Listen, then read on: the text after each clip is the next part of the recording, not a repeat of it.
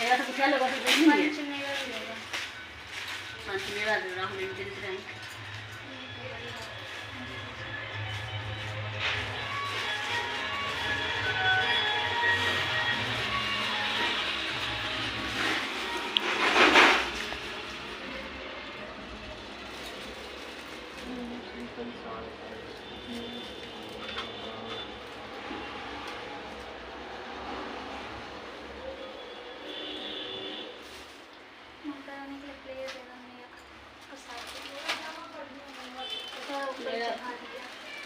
मेरा पता नहीं शीतल साधार सत्य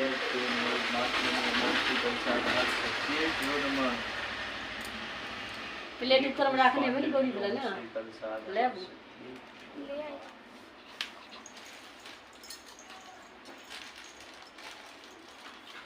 ओम भूर्भुवस्वः श्री गणपत्यादि पंचदेवता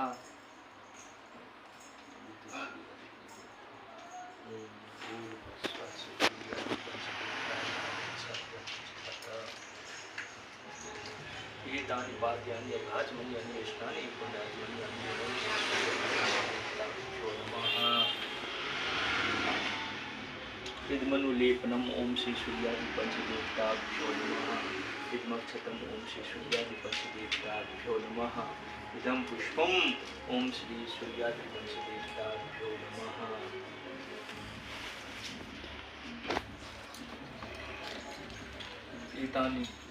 एतानि गंधपुष्परूपी तांबूलथावागनानाविधे नैवेद्यानि ओम श्री सूर्यादि पंचदेवताभ्यो नमः।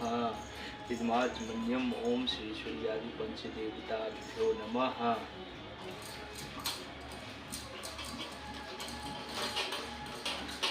एक पुष्पांजलि ओम श्री सूर्यादि पंचदेवता नमः।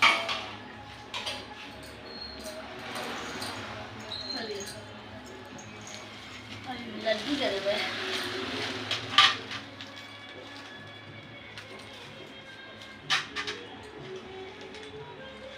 बतासा के लड्डू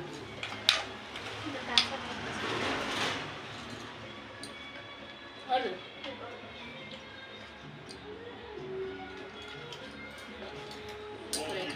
पंचमी वाले जोन से है तो बसा हुआ तो हम लाते हैं।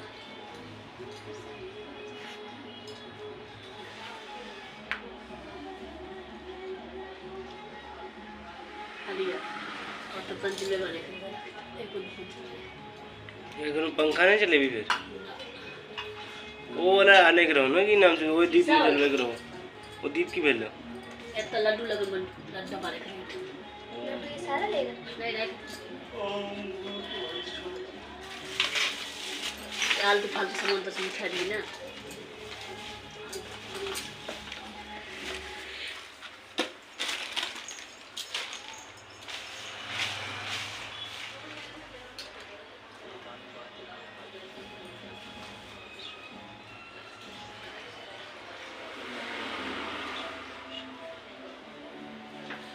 पुष्पम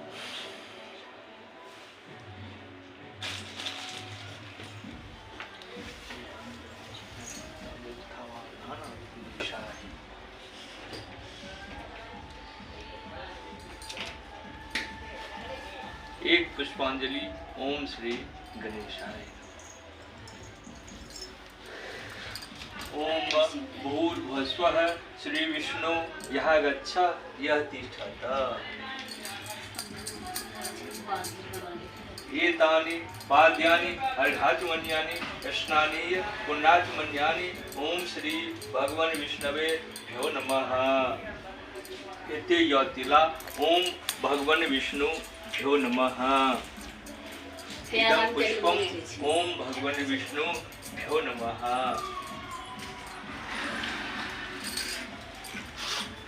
इदं बेलपत्रम ओम भगवान विष्णु भ्यो नमः।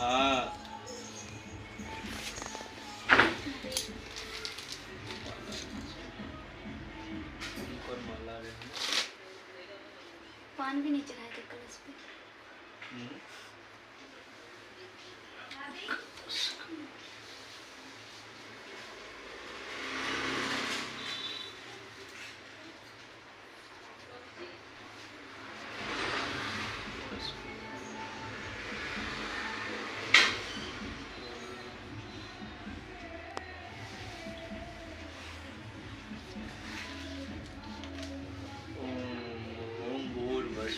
श्री कुलदेवी गच्छातिष्ठत एतानि पाद्यानि राजमन्यानि स्नानि पुण्डाचमन्यानि ओम श्री कुलदेवीभ्यो नमः इदमनुलेपनम ओम श्री कुलदेवीभ्यो नमः इदमुक्षतम ओम श्री कुलदेवीभ्यो नमः इदम पुष्पम ओम श्री कुलदेवीभ्यो नमः एतानि गन्धपुष्पधूपे ताम्बूलभावागनानाविधि नैवेद्यानि ओम श्री कुलदेवीभ्यो नमः मातमन्यम ओम श्री कुलदेवीभ्यो नमः एक पुष्पांजलि ओम श्री कुलदेवीभ्यो नमः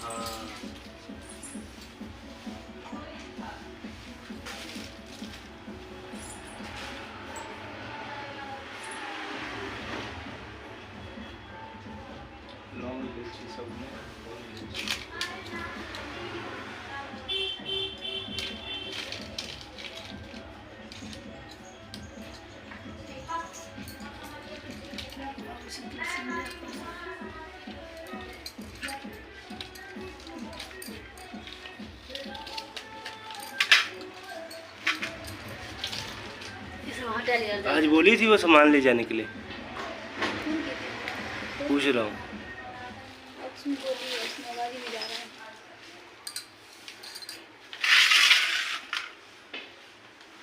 फोन कर यहाँ गच्छातिष्ठत एतानि पाद्यानि राजमन्यानि स्नानि पुण्डाचमन्यानि ओम श्री राम लक्ष्मणाभ्यां नमः इदमनुलेपनम ओम श्री राम लक्ष्मणाभ्यां नमः इदम पुष्पम ओम श्री राम लक्ष्मणाभ्यां नमः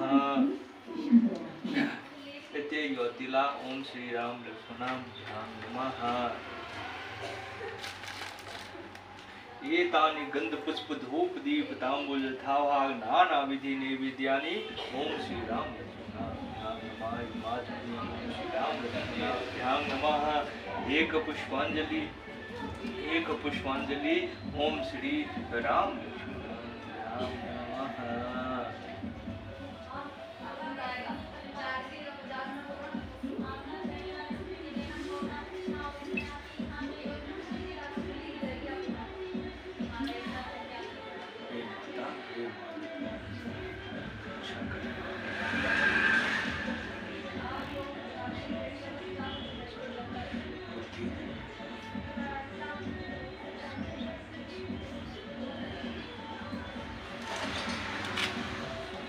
जय माता दी।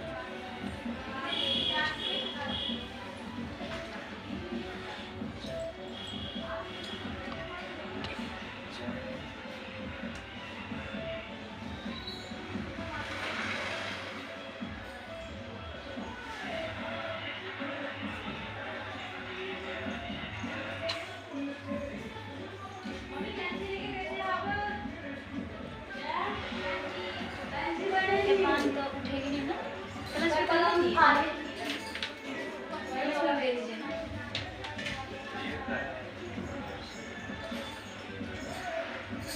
पान के पत्ता से तक आगा के।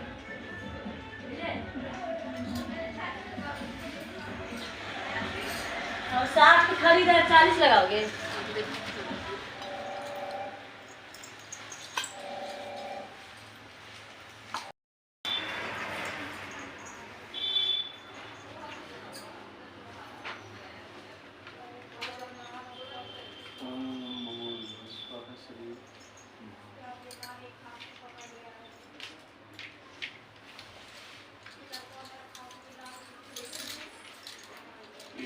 आने के लिए बोल रही है क्या? मेरे को नहीं।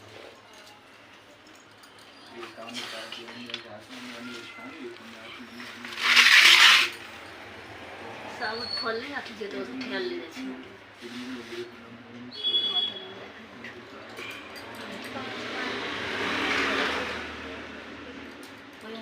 बनाना भी दीजिए। हाँ तो केला भी दीजिए। केला सैर जैसे महको लागे ते निकले बतासा नहीं इसमें लड्डू दिया जाता है। तो लड्डू तो थे लड्डू दे दी लड्डू दिया बैठे जुआर तो कट कट खा जाए अच्छा वीडियो बन दे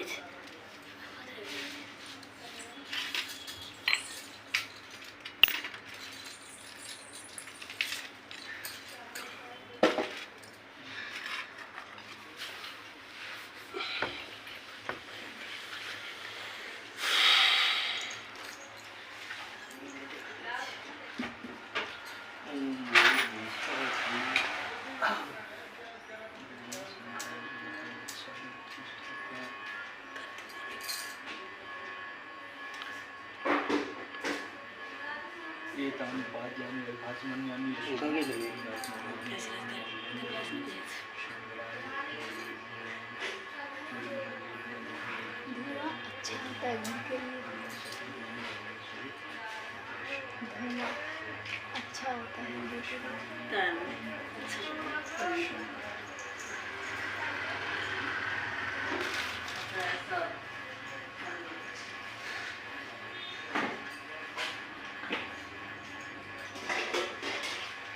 प्रार्थना करो।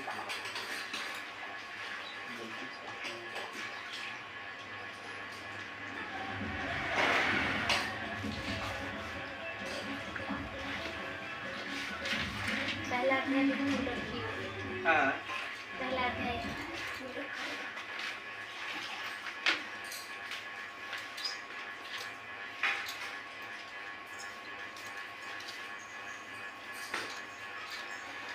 मेघा ऋषि का राजा सूरत और समाधि को भगवती की महिमा बताते हुए मधु कैटव वध का प्रसंग सुनाना।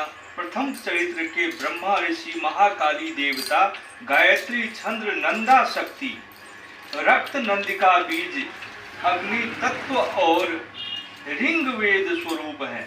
श्री महाकाली देवता की प्रसन्नता के लिए प्रथम चरित्र के जप में विनियोग किया जाता है। भगवान विष्णु के सो जाने पर मधु और कैटव को मारने के लिए कमल जन्मा ब्रह्मा जी ने जिनका स्तवन किया था, उन महाकाली देवी का मैं सेवन करता हूँ। वे अपने 10 हाथों में खंडग, चक्र, गदा, वान, धनुष, परिघ, शूल, सुषंडी, भूषंडी मस्तक और शंख धारण करती है। उनके 3 नेत्र हैं। वे समस्त अंगों में दिव्य आभूषणों से विभूषित है। उनके शरीर की कांति नील मणि के समान है तथा वे 10 मुख और 10 पैरों से युक्त है। मार्कंडेय जी बोले, सूर्य के पुत्र सावर्णी जो 8वें मनु कहे जाते हैं, उनकी उत्पत्ति कथा विस्तार पूर्वक कहता हूँ, सुनो। सूर्य कुमार महाभाग सावर्णी भगवती महामाया के अनुग्रह से जिस प्रकार मनवंतर के स्वामी हुए, वही प्रसंग सुनाता हूँ। पूर्व काल की बात है।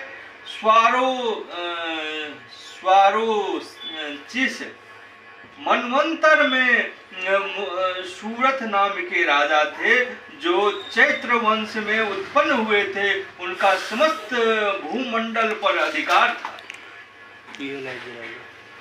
और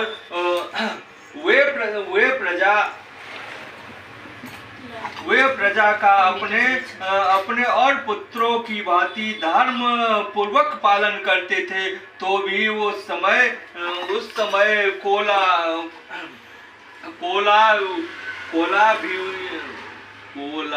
विध्वंसी नाम के क्षत्रिय उनके शत्रु हो गए। राजा सूरत की दंड नीति बड़ी प्रबल थी। उनका शत्रुओं के साथ संग्राम हुआ। यद्यपि कोला विध्वंसी संख्या में कम थे, तो भी राजा सूरत युद्ध में मन से परास्त हो गए। युद्ध में उनसे परास्त हो गए। तब वे युद्ध भूमि से अपने नगर को लौट आए और केवल अपने देश में उनसे परास्त, केवल अपने देश के राजा होकर रहने लगे। समूची पृथ्वी से अब उनका अधिकार जाता रहा, किंतु वहां भी उन प्रबल शत्रुओं ने उस समय महाभाग राजा सूरत पर आक्रमण कर दिया। राजा का बल क्षीण हो चला था, इसलिए उनके दुष्ट, बलवान एवं दुरात्मा मंत्रियों ने वहां उनकी राजधानी में भी राजकीय सेना और खजाने को हथिया लिया। सूरत का प्रभुत्व नष्ट हो चुका था, इसलिए वे शिकार खेलने के बहाने घोड़े पर सवार हो वहां से अकेले ही एक घने जंगल में चले गए। वहां उन्होंने विप्रवर मेघा मुनि का आश्रम देखा। वहां कितने ही हिंसक जीव अपनी स्वाभाविक हिंसा वृत्ति छोड़कर परम शांत भाव से रहते थे। मुनि के बहुत से शिष्य उन वन की शोभा बढ़ा रहे थे। वहां जाने पर मुनि ने उनका सत्कार किया और वे उन मुनि श्रेष्ठ के आश्रम पर इधर उधर विचरते हुए कुछ काल तक रहे। फिर ममता से आकृष्ट चित होकर वहां इस प्रकार चिंता करने लगे, पूर्व काल में मेरे पूर्वजों ने जिसका पालन किया था वही नगर आज मुझसे रहित है। पता नहीं मेरे दुराचारी भृत्यगण उनकी धर्म पूर्वक रक्षा करते हैं या नहीं। जो सदा मद की वर्षा करने वाला और शूरवीर था, वह मेरा प्रधान हाथी अब शत्रुओं के अधीन होकर न जाने किन भोगों को भोगता होगा। जो लोग मेरी कृपा धन और भोजन पाने के लिए सदा मेरे पीछे पीछे चलते थे, वे निश्चय ही अब दूसरे राजाओं का अनुसरण करते होंगे। उन अप्ययी लोगों के द्वारा सदा खर्च होते रहने के कारण अत्यंत कष्ट से जमा किया हुआ मेरा यह खजाना खाली हो जाएगा। ये तथा और भी कई बातें राजा सूरथ निरंतर सोचते रहते थे। एक दिन उन्होंने वहां विप्रवर मेघा के आश्रम के निकट एक वैश्य को देखा और उनसे पूछा, भाई तुम कौन हो? यहाँ तुम्हारे आने का क्या कारण है? तुम क्यों शोकग्रस्त और अनमने से दिखाई देते हो? राजा सूरथ का यह प्रेम पूर्वक कहा हुआ वचन सुनकर वैश्य ने विनीत भाव से उन्हें प्रणाम करके कहा। वैश्य बोला, राजन, मैं धनियों के कुल में उत्पन्न एक वैश्य हूँ। मेरा नाम समाधि है। मेरे दुष्ट स्त्री पुत्रों ने धन के लोभ में मुझे घर से बाहर निकाल दिया है। मैं इस समय धनी स्त्री और पुत्रों के से वंचित हूँ। मेरे विश्वसनीय बंधुओं ने मेरा ही धन लेकर मुझे दूर कर दिया है, इसलिए दुखी होकर मैं वन में चला आया हूँ। यहाँ रहकर मैं इस बात को नहीं जानता कि मेरे पुत्रों की स्त्री की और स्वजनों की कुशल है या नहीं। इस समय घर में वे कुशल से रहते हैं अथवा उन्हें कोई कष्ट है। वे मेरे पुत्र कैसे हैं? पता नहीं यार। क्या वे सदाचारी हैं अथवा दुराचारी हो गए हैं? राजा ने पूछा, जिन लोभी स्त्री पुत्र आदि ने धन के कारण तुम्हें घर से निकाल दिया, उनके प्रति तुम्हारे चित्त में इतना स्नेह का बंधन क्यों है? वैश्य बोला, आप मेरे विषय में जैसी बात करते हैं वह ठीक नहीं है। वह सब ठीक है, किंतु क्या करूं? मेरा मन निष्ठुरता नहीं धारण करता। जिन्होंने धन के लोभ में पड़कर पिता के प्रति स्नेह, पति के प्रति प्रेम तथा आत्मीय जन के प्रति अनुराग को तिलांजलि दे मुझे घर से निकाल दिया है, उन्हीं के प्रति मेरे हृदय में इतना स्नेह है। महामते गुणहीन बंधुओं के प्रति भी जो मेरा चित्त इस प्रकार के प्रति मेरे हृदय में इतना स्नेह है, महामते गुणहीन बंधुओं के प्रति जो भी मेरा चित्त इस प्रकार प्रेम मग्न हो गया है, वह क्या है? इस बात को मैं जानकर भी नहीं जान पाता। उनके लिए मैं लंबी सांसों ले रहा हूँ और मेरा हृदय अत्यंत दुखित हो रहा है। 31-32 उन लोगों में प्रेम का सर्वथा अभाव है, तो भी उनके प्रति जो मेरा मन निष्ठुर नहीं हो पाता, इसके लिए क्या करूं? मार्कंडेय जी कहते हैं, ब्राह्मण तदंतर राजाओं ने श्रेष्ठ सूरत और वह समाधि नामक वैश्य दोनों साथ मेघा मुनि की सेवा में उपस्थित हुए और उनके साथ यथा योग्य न्यायानुकूल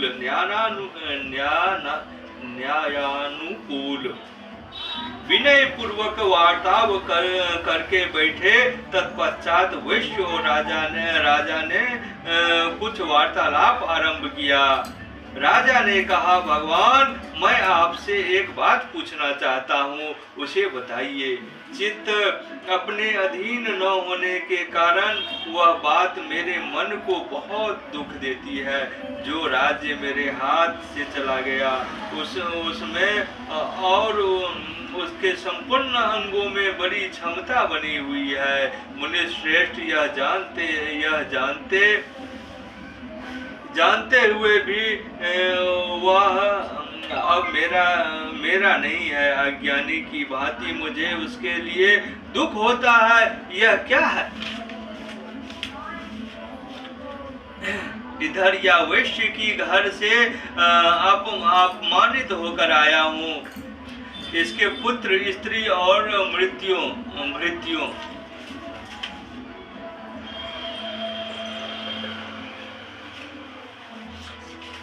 क्या भी यह संस्कृत पाठ है? संस्कृत नहीं है, हिंदी में है। ये हिंदी में छे ना, यह संस्कृत में छै पाठ। हाँ, ये हिंदी में छे और यह पाठ संस्कृत में कहै छै।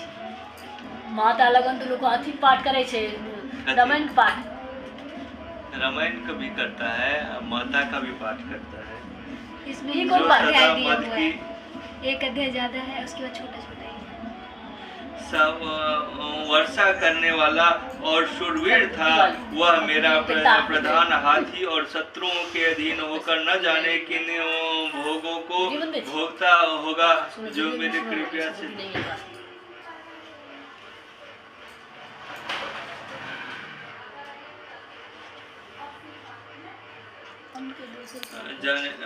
भोगों को भोगता होगा। जो लोग मेरी कृपा, धन और भोजन पाने के लिए सदा मेरे पीछे पीछे चलते थे, वे निश्चय ही अब दूसरे राजाओं का अनुसरण करते होंगे। उन अप्ययी लोगों के द्वारा सदा खर्च होते रहने के कारण अत्यंत कष्ट से जमा किया हुआ मेरा वह खजाना खाली हो जाएगा।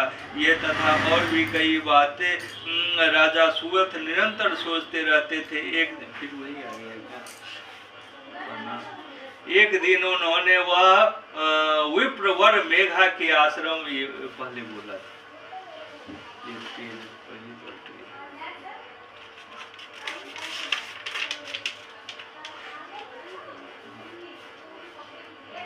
यह वैश्व की घर से अपमानित होकर आया है। तो इसके पुत्र, स्त्री और भृत्यों ने इसे छोड़ दिया है। स्वजनों ने भी इसका परित्याग कर दिया है। तो भी यह उनके प्रति अत्यंत हार्दिक स्नेह रखता है। इस प्रकार यह तथा मैं दोनों ही बहुत दुखी है, जिसमें प्रत्यक्ष दोष देखा गया है। उस विषय के लिए भी हमारे मन में ममता जनित आकर्षण पैदा हो रहा है। महाभाग उन दोनों समझदार हैं, तो भी हमसे जो मोह पैदा हुआ है वह क्या है? विवेक शून्य पुरुष की भांति मुझसे और इसमें भी यह मूढ़ता प्रत्यक्ष दिखाई देती है। ऋषि बोले, महाभाग विषय मार्ग का ज्ञान सब जीवों को है। इसी प्रकार विषय भी सबके लिए अलग अलग है। पूजा टाइम में उठा मैं ये जहन बुद्धि भाई जय अपना लड्डू जी आरती उतारने से इधर की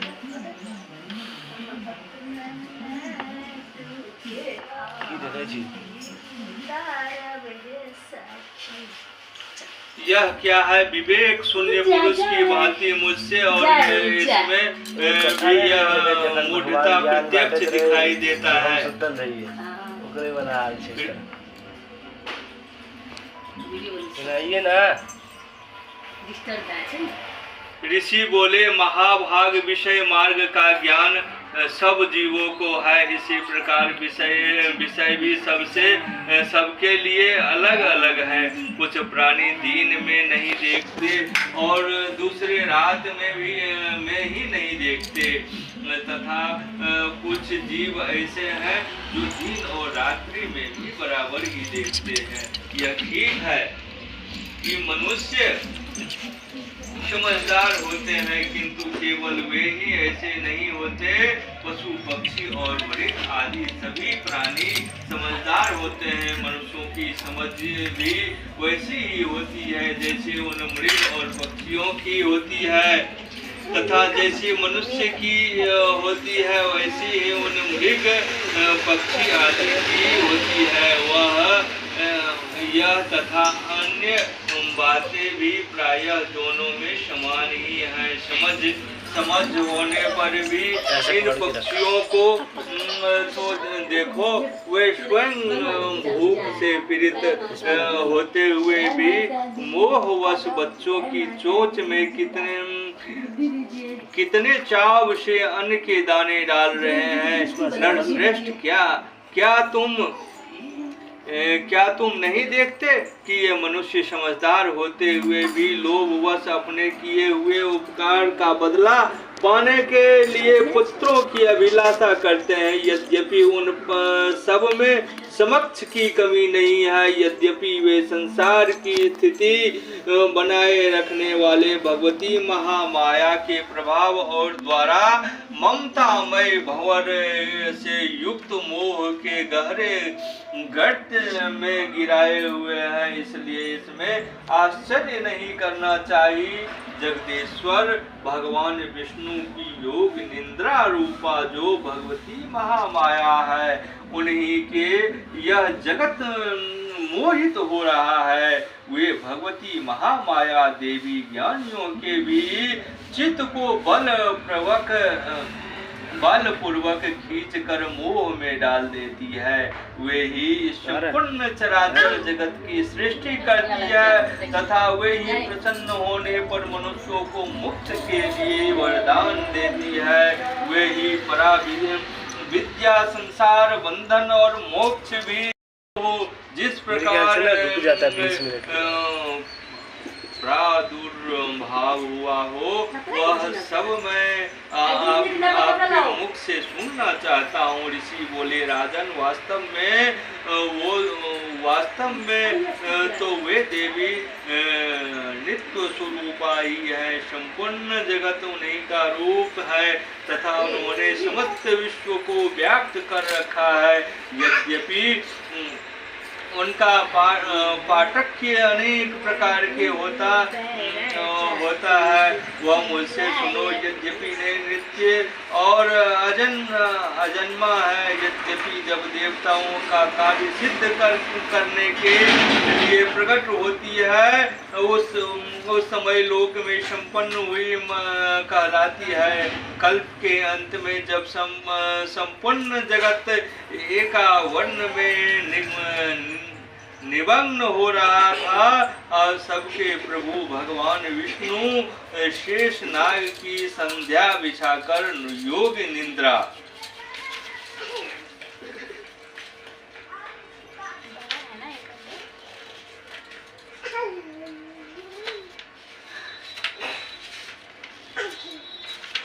बहुत है, 2-3 घंटे 4 घंटा लगेगा।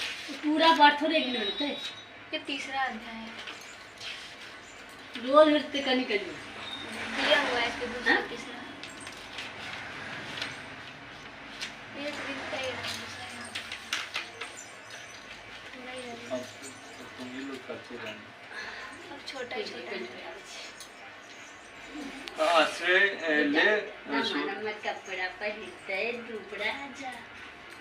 आश्रय ले आश्रय ले सो रहे थे। उस समय उनके कानों के मैल से दो भयंकर असुर उत्पन्न हुए जो मधु और कैटव के नाम से विख्यात थे। वे दोनों ब्रह्मा जी का वध करने को तैयार हो गए। भगवान विष्णु के नाभि कमल में विराजमान प्रजापति ब्रह्मा जी ने जब उन दोनों भयानक असुरों को अपने आस की अपने पास आया और भगवान को सोया हुआ देखा। एकाग्रचित्त होकर उन्होंने भगवान विष्णु को जगाने के लिए उनके नेत्रों में निवास करने वाले योग निद्रा का स्तवन आरंभ किया, जो इस विश्व की अधीश्वरी जगत को धारण करने वाली, संसार का पालन और संहार करने वाली तथा तेज स्वरूप भगवान विष्णु की अनुपम शक्ति है। उन्हीं भगवती निद्रा देवी की भगवान ब्रह्मा स्तुति करने लगे। ब्रह्मा जी ने कहा, देवी तुम ही स्वाहा, देवी तुम ही स्वाहा, तुम ही स्वधा और तुम ही वष्टकार हो।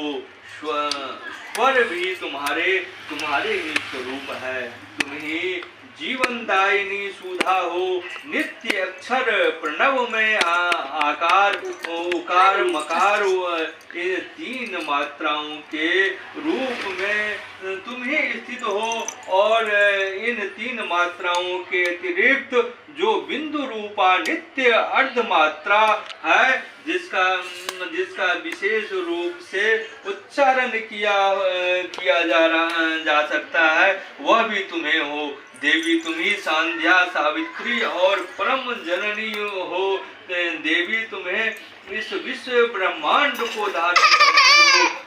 तुमसे ही इस जगत की सृष्टि होती है।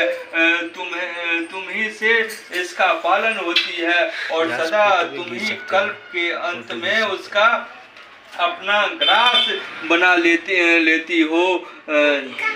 जगन्मयी देवी, इस जगत की उत्पत्ति के समय तुम सृष्टि रूपा हो। पालन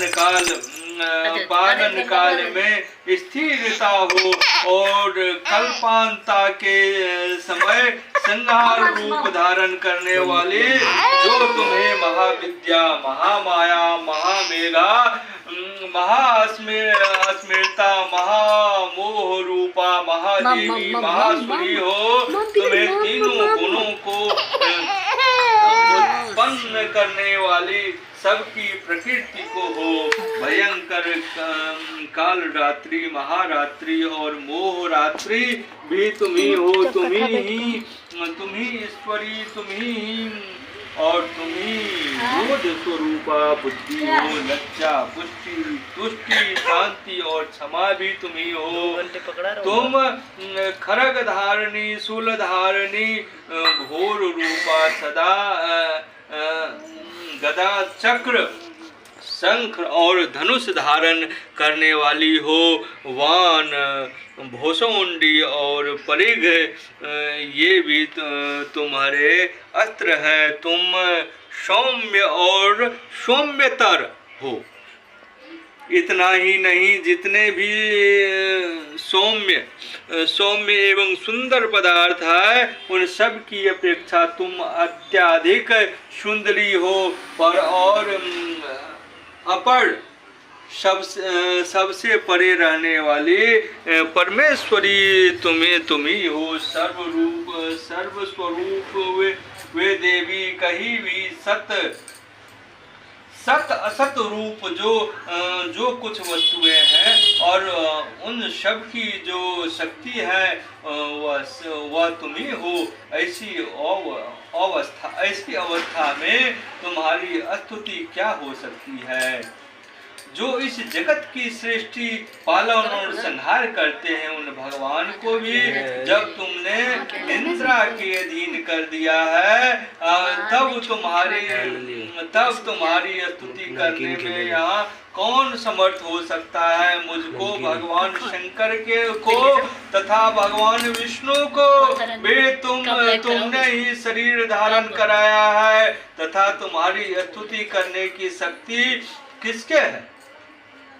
देवी, तुम तो अपने इन उदार प्रभावों से ही प्रशंसित हो। ये तो दोनों पकड़ना, मैं ऊपर से मोबाइल ले दुर्धर्ष असुर और मधु और केटव है, इनको मोह में डाल दो और जगदीश्वर भगवान विष्णु को शीघ्र ही जगा दो। साथ ही इनके भीतर उन दोनों महान असुरों को मार डालने की बुद्धि उत्पन्न कर दो। ऋषि कहते हैं, राजन, जब ब्रह्मा जी ने वहाँ मधु और केटव को मारने के उद्देश्य से भगवान विष्णु को जगाने के लिए तमोगुण की अधिष्ठात्री देवी योग निंद्रा की इस प्रकार स्तुति की, तब वे भगवान के नेत्र, मुख, नासिका, बाहु, हृदय और वक्ष स्थल से निकलकर अव्यक्त जन्मा ब्रह्मा जी की दृष्टि के समक्ष खड़ी हो गई। योग निंद्रा ने मुक्त होने पर जगत के स्वामी भगवान जनार्दन उन एकान्वन के जल में शेषनाग की सच्चा से जाग उठे। फिर उन्होंने उन दोनों असुरों को देखा।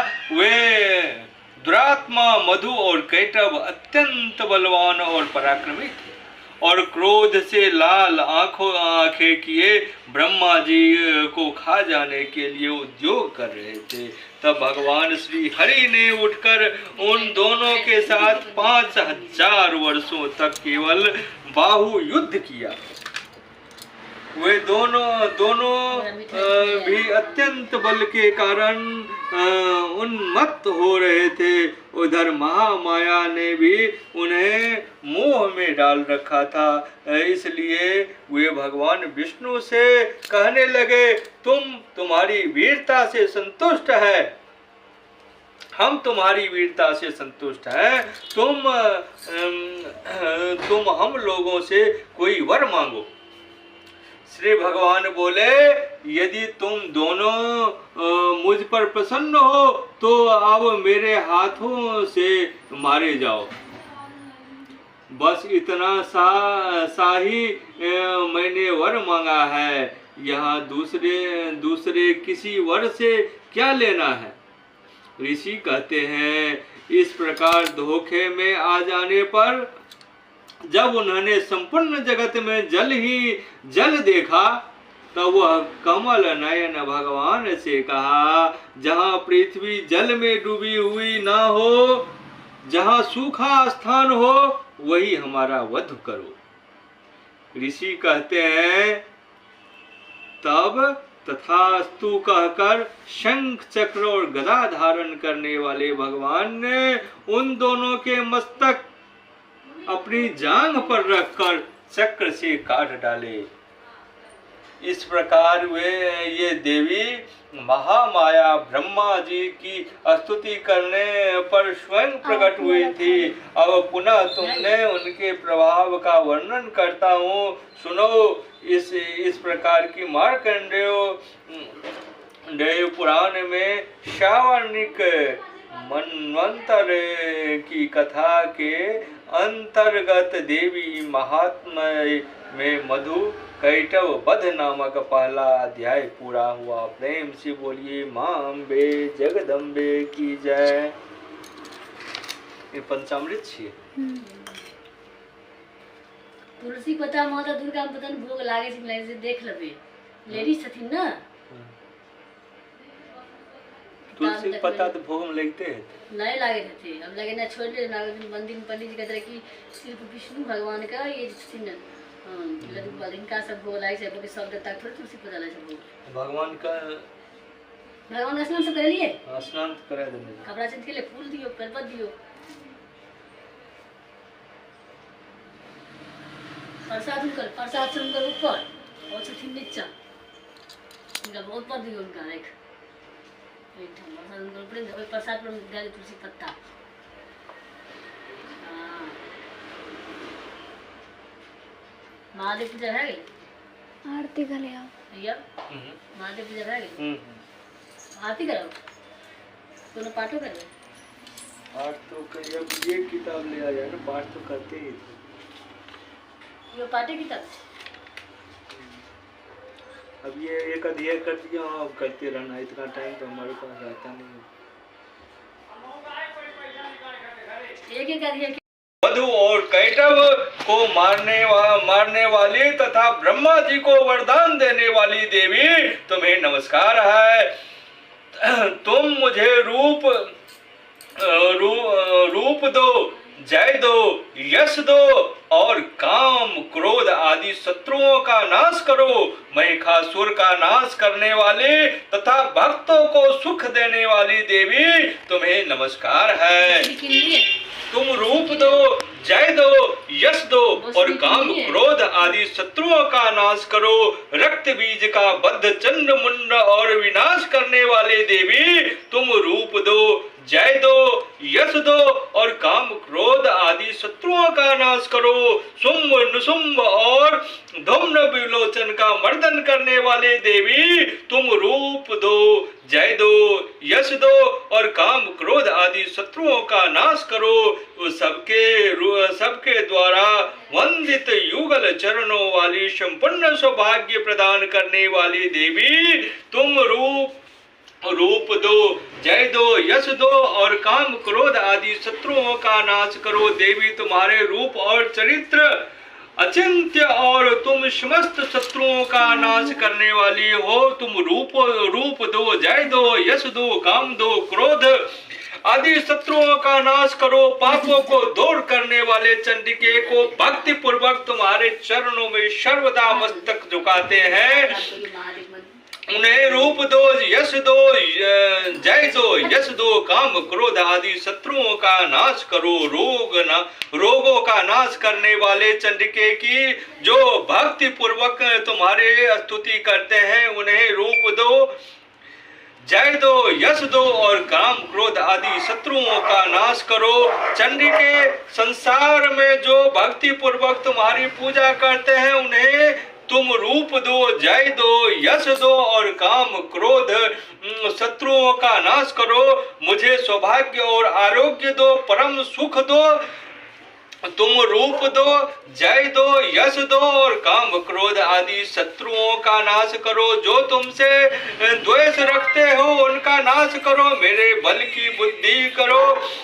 तुम रूप दो, जय दो, यश दो और काम क्रोध आदि शत्रुओं का नाश करो। देवी मेरा कल्याण करो, मुझे उत्तम संपत्ति प्रदान करो। तुम रूप दो, जय दो, यश दो, काम क्रोध आदि शत्रुओं का नाश करो।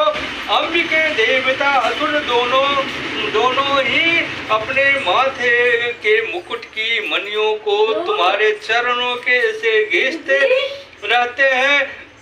तुम रूप दो, जय दो, यश दो और काम क्रोध आदि शत्रुओं का नाश करो। तुम आदि भक्त जन को विद्वान यशस्वी लक्ष्मीवान बनाओ तथा रूप दो, जय दो, यश दो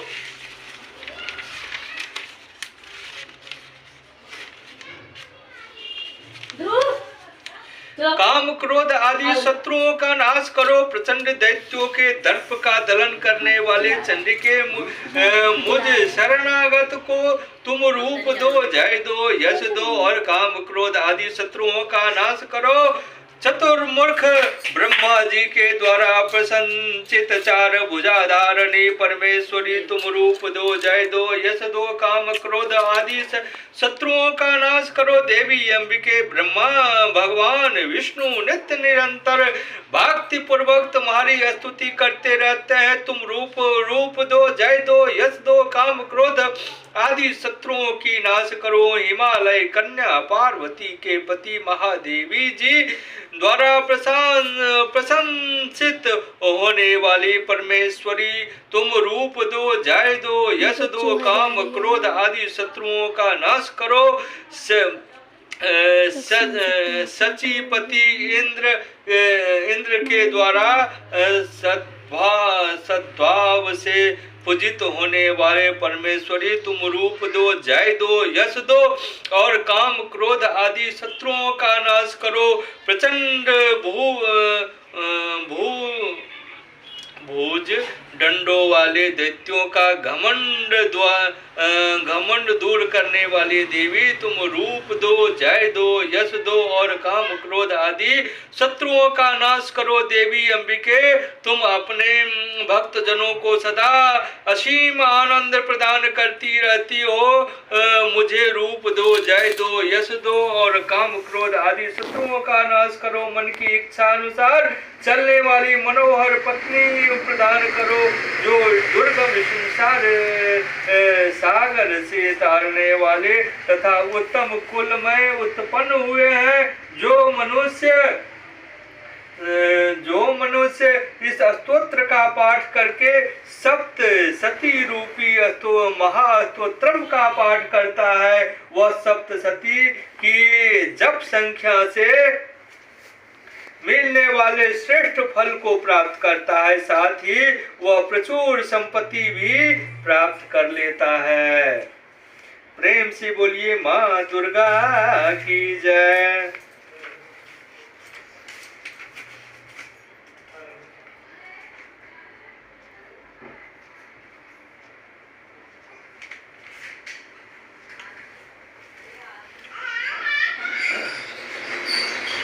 श्री मार्कंडेय ऋषि बोले, मैं उन भगवान सदाशिव को नमस्कार करता हूँ जिनके 3 दिव्य नेत्र हैं, जिनका शरीर विशुद्ध ज्ञान स्वरूप है, जो मोक्ष प्राप्ति के कारण है। अर्ध चंद्रमा जिनके मस्तक पर सौभाग्यमान है। मंत्रों के साप एवं उत्कीलन आदि को समझ कर पाठ करने वाला पुरुष मोक्ष पर शोभायमान है। मंत्रों के शाप एवं उत्कीलन आदि को समझ कर पाठ करने वाले पुरुष मोक्ष पा लेता है। अतः इसका ज्ञान होना आवश्यक है। उस उच्चाट नादी वस्तुएं इसी स्तोत्र द्वारा पाठ करके सिद्ध होती है, और जो इस स्तोत्र का पाठ करके सप्तशती के पाठ मात्र में स्तुति करते हैं, उन्हें देवी की सिद्ध हो जाती है। उच्चाट नादी प्रयोग से उन पुरुषों को मंत्र, औषधि आदि किसी भी अन्य साधन की आवश्यकता नहीं पड़ती। बिना जप के भी उसी उच्चाट नादी सिद्ध हो जाती है। क्या समस्त उच्चाट नादी इसी से सिद्ध हो जाते हैं? इस प्रकार की लोगों की शंका हुए। इस शंका के निवारण के लिए सदा शिव ने लोगों को बुलाकर आज्ञा दी कि यह सब सिद्धियां देने वाला शत्रु स्तोत्र है। इन चंडिका के पाठ द्वारा प्राप्त होने वाला पुण्य कभी समाप्त नहीं होता। साधक सभी प्रकार का क्षेम प्राप्त कर लेता है, इसमें कोई संशय नहीं। कृष्ण पक्ष की चतुर्दशी अथवा अष्टमी के दिन एकाग्र होकर जो अपना सब कुछ भगवती के अर्पण करता है, वह फिर प्रसाद रूपेण ग्रहण कर लेता है। उस पर भगवती प्रसन्न होती है। इसी प्रकार के किलक द्वारा महादेवी ने इसे भी किलन कर दिया है, और जो इसके द्वारा सप्तशती का निष्कीलन करके स्पष्ट होकर नित्य पाठ करता है, वह सिद्ध हो जाता है। देवी जी का गण एवं गंधर्व होता है। वह कहीं भी घूम रहा हो उसे कोई भय नहीं होता, न उसे अकाल मृत्यु होती है। देहांत होने पर वह मोक्ष पाता है। इसलिए इस किलक स्तोत्र को समझकर तथा उसका उत्कीलन करके पाठ करना उचित है। तभी को बुद्धिमान इसे समझकर ही उत्कीलन से संपन्न स्तोत्र का पाठ आरंभ करते हैं। जो कुछ भी रमणियों में सौंदर्य सौभाग्य आदि दिखाई देते हैं वे सबके सभी देवी की कृपा से फल है। इसी कारण इस शुभ स्तोत्र का जप सदा करते रहना चाहिए। इस स्तोत्र का मंत्र स्वरूप स्वर के पाठ करने से जो थोड़ा फल मिलता है, उच्च स्वर में अधिक फल मिलता है। उसी सिद्धियों द्वारा अपने कर्म में प्रबल भगवान जी और दोनों से बुद्धि जाए, जो अपने कर्म चल रहे।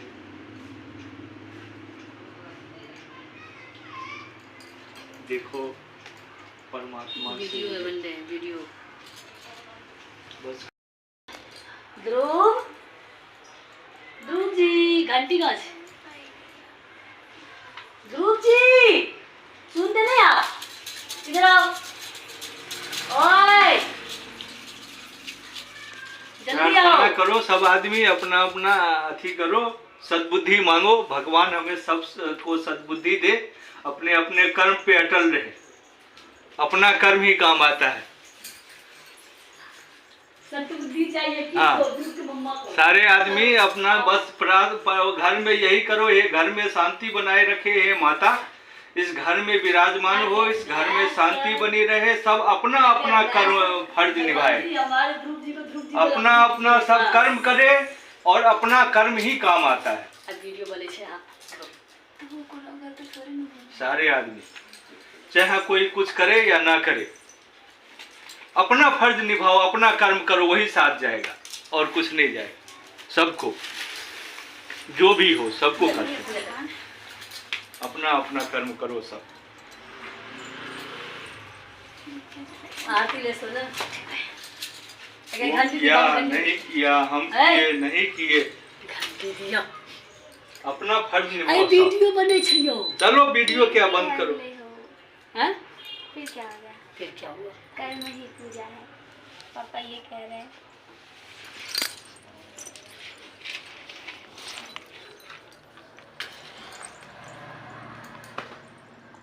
मोबाइल बटक तो बंद।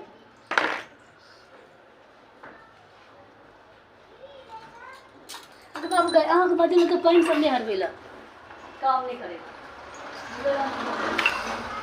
लीजिए मम्मी। करो, हम लोग करते हैं, तुम भी लोग करो। करे लीजिए। जय